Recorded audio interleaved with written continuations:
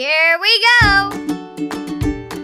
សួស្តីអ្នកទាំងអស់គ្នាថ្ងៃនេះពួកយើងនឹងសូនរូបពីអក្សរ A ជាមួយគ្នាតោះចាប់ផ្ដើមធ្វើទាំងអស់គ្នាយក DX មកពុតជារាងអក្សរ A ធំ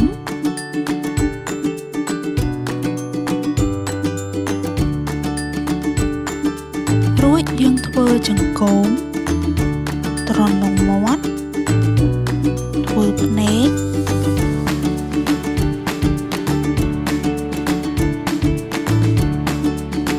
ធ្វើបន្លាខ្នង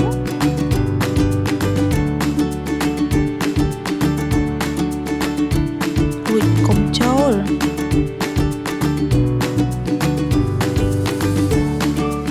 រួចយើងធ្វើច្រមុះជាការស្រេច Alpha A alligator បន្ទាប់មកទៀតយើងធ្វើអក្សរ A តូចយក DX មកលុញនិងពុតជារាងអក្សរ A តូច